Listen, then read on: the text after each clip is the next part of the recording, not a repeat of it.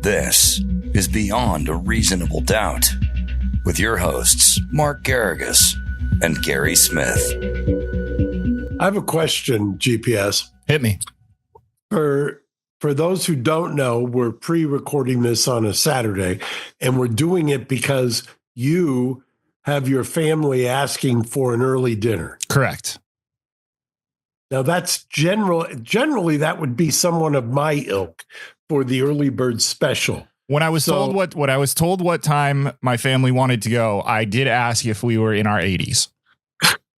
Well, thanks a lot. You're going to age me a decade or two. No, Thanks. I'm just telling you what my joke was. That has nothing to do with you specifically, but I agree with you. I made that exact joke, but I have a young son, very young, so to go out to dinner is a bit of a little bit of an undertaking, and that gives us a chance to still get in all of the normal routine afterwards and get him to bed at a reasonable hour. So, yeah. Are you a sleep Nazi in terms of your son? No, but you're one of those, because I have up close and personal. I am connected to people who are sleep Nazis. Sure. Yeah, no, we're definitely not that. But I will say that the real Nazi here is the school system that gave him the whole week off for Thanksgiving, including the Friday the prior week. So he has like 10 straight days off of school, and we're on day 8 or so of that. And getting him to sleep at a reasonable hour is good for the adult's mental health, I would say. Okay, then maybe you can answer a question. I don't think I've ever done this to you before. I normally will say, I'll ask for some video component or piece or segment. But now I want to know, is the early bird special? I always thought the early bird gets the worm would be for the morning.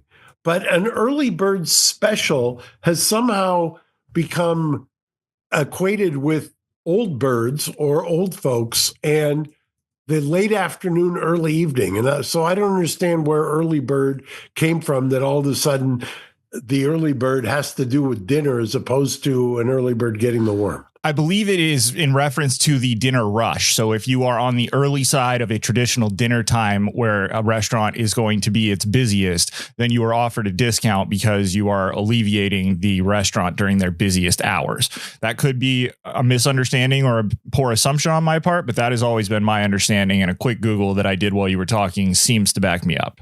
Okay, got it. Now, I see that you're at the office. I did not see you when I was there today. So can I presume... how long, what time did you get in and out of here? Well, I was just going to ask, can I presume you were smart enough not to arrive in downtown 15 minutes before the USC Notre Dame game and about the worst traffic time on a whole weekend? Exactly right, by the way. Yeah, you're much smarter than I am. I was about halfway there when I realized, oh, shoot, they kick off at 12:30. I'm going to be rolling into downtown around 12:15. I am not bright. I made my appointment for 1 o'clock with exactly that in mind. No, so. You're much brighter than I am. I thought, I was taking the bull by the horns by going up on a weekend and missing some of the traffic that I deal with every single day of the normal work week. And I misplayed my hand. It didn't slow me down all that much. But when I got about 15 miles outside of downtown, I said, why is that blimp? Oh, God, you idiot. So, that was my mistake. But you live and you learn. Before we move into some of these stories this week, comments of the week. We had some good comments. I'm telling you, the comment game has really been upped on RD. Yeah, well, all of a sudden you start wearing the merch on national television and people get excited. By my count, there are 4 that we are going to highlight. Wow, we're really going in deep, aren't we? We are. I mean, people, by the way, for those of you who are getting it for free, we are getting a demand, and not insignificant, from people who want to purchase. Yeah, that's certainly a thing. We're not allowing that. That's certainly a thing. And then we've got Mark, who's going in on the weekends and raiding the stash. So I don't know how much longer we'll have merch, but that's neither here nor there. You're allowed. Our first one comes from Terry Lawrence 001, and it says, I have never heard of a tequila called tryptophan, or is that a brand of scotch? That's one that I selected. I thought that was funny because you were talking about, a lot of our comments this week have to do with the midweek that you threatened, which, spoiler alert, never happened. And I was saying, we can't do it after the potluck. At Engine, we do a Garrigus and Garrigus Thanksgiving dinner party. Which was I mean, they outdid themselves this year. They really did. And that's saying something, because it's always the first year that I worked there, I was afraid of offending someone or, whatever. So I ate a full Thanksgiving dinner on Wednesday. And by the time I got to Thanksgiving on Thursday, I didn't want any of it. So this year I was a little bit more, it was nice. We had a ham this year as well, a honey ham, and that was delicious. So I loaded up on that and saved the turkey for Thursday. But I was saying we couldn't do it after the potluck because the tryptophan would have me slowed down and I wouldn't be a good podcaster. So I thought that was a pretty funny comment from Terry Lawrence. Let's see. Our next one comes from Mark MCLA, and it says, if I ever get in trouble with the law, I want Mark Garrigus' daughter on my side. Jussie Smollett's lawyer would be my second choice, with a smiley face emoji. Shout out to Tina, who didn't get the name, but she's now Jussie Smollett's lawyer. So yes. We'll give her. Tina's a friend of the show. She's been on here before, right? Wait, I think as recently as when she was either just come back or was just leaving to go to Romania for Andrew Tate. Yeah, well, we certainly, you and I certainly had a fun conversation with her as you pulled into the Corolla studios one day and you quizzed me on why an associate of yours would be in Romania. And I would like to say I got that correct. You did not miss a beat. Yeah. Not a beat. I live on the internet, Mark. It's for it giveth and it taketh away. But in that instance, I was able to answer your pop quiz. Who called me up and were like appalled that I was representing Tate just never ceases to amaze me. Yeah. Okay. Two more and then we'll get to some stories. Eric Williams -R6T says, I'm old enough to remember when Reasonable Doubt was an hour long and BARD was midweek. Also old enough to know that the Menendez brothers should be let out of prison because no one in the 90s believed that teenage boys could be victims of sexual assault. By the way, do you have, I'd love to just play this so I can go back. Pam Bozanich arguing that men can't be raped, which I believe, it's interesting as we were looking and researching this case 2 years ago, I think one of the issues was originally the transcripts from the first trial.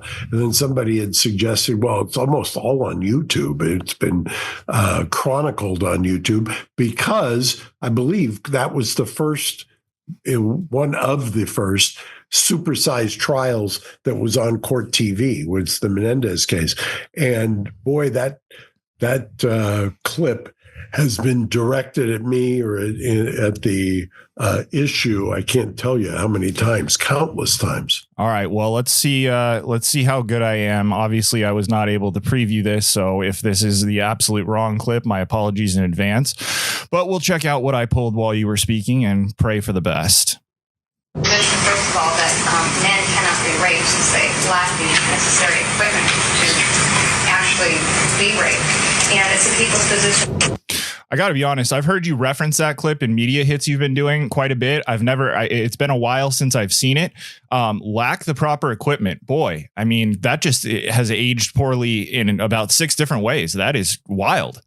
Yeah, I reference it because I've seen it, and it's just I've got it bookmarked here by the podcast, which is wild to me. I mean, there's so many things that you can point out about that, but you know what caught my eye this week? Well, we've got one more comment if you want to get these out of the way. Please. This one was one that you and I spoke about yesterday, so I want to make sure we get that in there. It's from JTM 365. Today is Wednesday, November 27th. In my book, that is technically, quote, midweek. Good to know we can still count on the lack of a, quote, midweek episode as promised. Some things never change. Thumbs up emoji. In all honesty, I'm watching Mark on Banfield. That's what prompted me to look for the episode. We were teased. Smiley face. Okay, couple things about this. Yes. Gary did. Okay, I just want to preface this. The reason this is comment of the week has as much to do with the comment as Gary's analysis, which is about to come in right now. Correct. Yes. This comment came in, and I see many of the comments. I'm not sure I see them all, but I see many of them. And this one caught my eye because this comment, which Mark saw innocently on Thursday and sent my way, came in at 10:30 in the morning. Now, this person is obviously a careful listener, so they knew that the midweek, by the way, was not promised, as it says here. We never promise them because we never have any certainty that they will come. We tease them. We talk about the possibility. It's like waiting for Godot. Exactly. But this comment came in at 10:30 in the morning Pacific time. If you're careful enough to be able to have this comment, you have to know that we teased it being before the potluck. Do you believe that we have our Thanksgiving potluck at 9:45 a.m., sir? Get out of here with this. What? You get a piece of swag. Hey, he gets a sweatshirt for it. So I guess who's the real idiot here? I guess that's probably more me than him. So JTM 365 and everyone else that I've referenced, keep an eye out on YouTube. I will comment under your comment and give you the instructions on how to reach out. And we will have another batch of merch going out some point this week. I love it. I love it. So what strikes your fancy the most? The Daniel Penny trial strikes me. Today, Yeah. I noticed also that it looks like Trump is floating that he's going to fire Christopher Wray as head of the FBI and appoint Kash Patel. You remember Kash was, I believe, didn't we have him on with Adam on in yesteryear? Yes, we did. And I thought at the time was an impressive man. Yeah, he was certainly well-spoken, and I he's an interesting choice for that post. Yeah, and by the way, it's not like nobody warned you about what was going to happen when Trump was elected. So he's living up to everything that he basically said. You know, it's interesting. Also, we had a case this week, which I will be keen on. I'll just tease it. A matter where Her Honor reversed herself in our favor, and I won't talk about it now. I'll wait and see if somebody picks up on it, because it really fits into kind of the whole Elon Musk, Vivek, Dodge accountability. And I believe it's pronounced Doge, but yeah, I like Dodge because you're dodging the the big money. Doge is I guess Dodge could be dodgy, but Doge, I'm just not sure about it. Well, you understand, like Garagos or Garagus, but Doge. Well, the reason the reason that Musk would refer to it as Doge is because he came up with that acronym based on the cryptocurrency that he has been fond of talking about on social media, Dogecoin.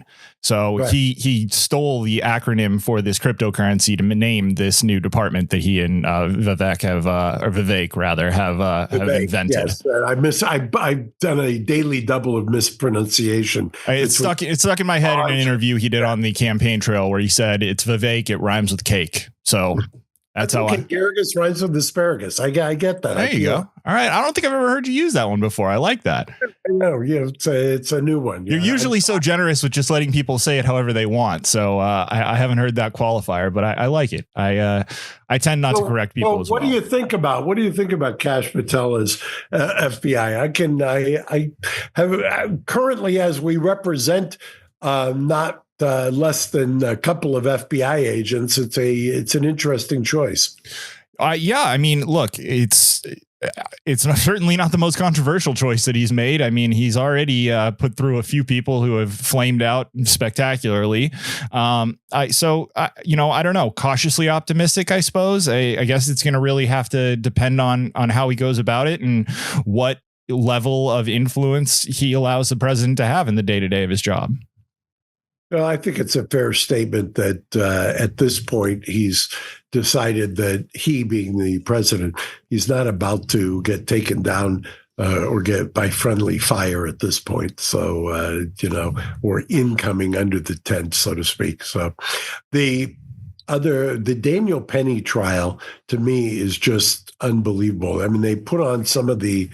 You want to, play what you've got. Well, no, it's not the video so much as the headline beneath it that I wanted to talk about. This is a Fox News article, and it is quoting an attorney named Andrew Stoltman, who came on and was, opining on the Daniel Penny case. And the headline says the defense, quote, made a mistake not letting Daniel Penny testify, attorney says. Now, that's something that's an article you sent to me yesterday that we've both read and we've watched the video clip. But what I pointed out to you, and you seem to agree with, was that setting aside the sentiment, that headline is wrong.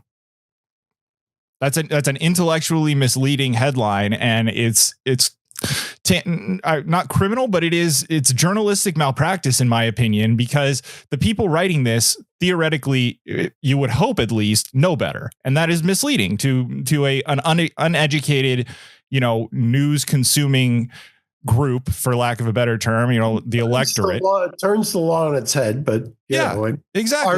Our listeners would never get fooled by that. No, they wouldn't. But I think the average person, I think if I showed that to 10 of my friends who don't work in the legal profession, they would all see no problem with that headline. I cannot get over I saw a couple of the body cam videos this week. And it is I just cannot get over the fact that they're prosecuting this case. I do not understand the prosecutorial rights that are being vindicated. What are you trying to, from a policy standpoint, what is the message that you're sending by prosecuting Daniel Penny? I make the argument for me, because I'm either so jaded or so cynical that I have no idea as to why this is being prosecuted. I really can't make the argument, especially in light of what you referenced, the body cam footage. We've played some of it on this show, but you watch the body cam video of them interviewing other subway riders, and you see a wide swath of humanity, different sexes, different ages, different ethnicities. And they're all saying the same thing, which is we were in fear. We were all in fear. We were all in danger to one extent or another, depending on how close we were to him. And we all are thankful that this gentleman stepped in and did what he did. Now, I'm not saying that everyone is, applauding the fact that the decedent ended up passing, but everyone was scared. Everyone was looking for someone to defend them. And they are speaking about him glowingly and saying that he eliminated or slowed a threat that they were all perceiving that was in the subway car they were trapped in. As a member of New York society, I don't think it's a stretch to say that people don't want to be trapped in subway cars with other dangerous people. I'm old enough to remember, and I believe it was when I was in college, there was a case in New York where a woman was either raped and or killed, and she was screaming for help. And it was a raging controversy at the time in New York, because people were appalled that there was no good Samaritan. There was nobody who was coming forward. Nobody was reacting to somebody getting attacked. And they were clamoring back then for some kind of a good Samaritan law, if you will, that if you heard or saw somebody in distress, that it should be illegal for you to just walk on by, for you to not do anything, which to some degree, the flip side is the law. If you're present where a crime is committed and you know the perpetrator, the law will say mere presence is not enough. But they were arguing if you're present and you let it happen and you're not affiliated with the perpetrator, that you should be prosecuted. Well, I'm thinking back to the wildly controversial and unsatisfying finale to the sitcom from the 90s, Seinfeld. Isn't that how that show ended? They were all prosecuted for filming someone getting mugged and not helping. And in whatever state they had. I think that was a takeoff. And so on the case in New York, let's see, and I'm going to put in 70s because I wish I could remember the woman's name. And let's see.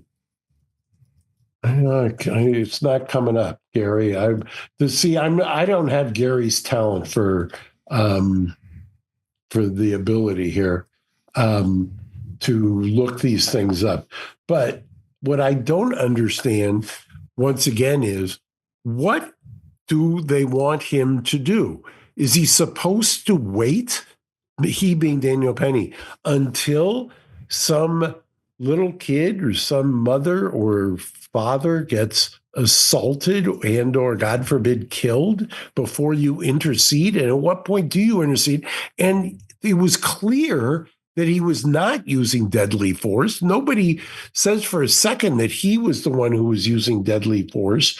He was using a chokehold. I get that, but he was trained in the military and on how to subdue, and he did what he was trained to do. I don't get it.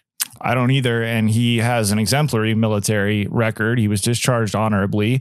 And by all accounts, he's a law-abiding citizen. I'm looking here as I speak to you and trying to follow along with the conversation as well. Best I can do so far is that it appears that the Good Samaritan law was enacted in 1984. So So it makes sense. It would have been after whatever controversy I was thinking of, and I remember it raging at the time. In fact, I remember being in a elitist college attendee discussing this very issue as to whether or not you could morally and legally hold somebody accountable for standing by and not interceding.